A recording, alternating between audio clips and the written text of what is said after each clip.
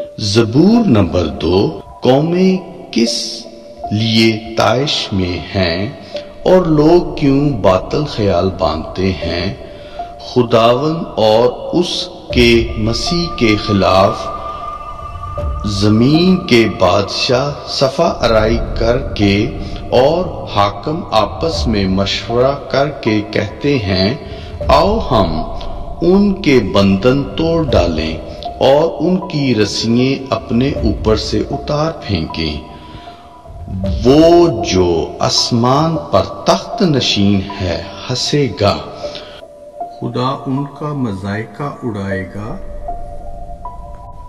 تب وہ اپنے غضب میں ان سے کلام کرے گا اور اپنے قہر شدید میں ان کو پریشان کر دے گا۔ میں تو اپنے بادشاہ کو اپنے کوہ مقدس صیون پر بٹھا چکا ہوں، میں اس فرمان کو بیان کروں گا۔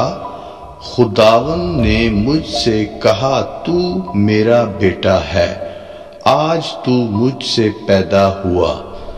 مجھ سے مانگ اور میں قوموں کو تیری میراث کے لیے اور زمین کے انتہائی حصے تیرے ملکیت کے لیے تجھے بخشوں گا۔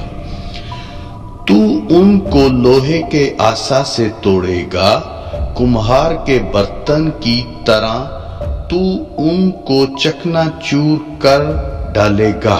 پس اب آئے بادشاہو دانش مند بنو، آئے زمین کی عدالت کرنے والو تربیت پاؤ۔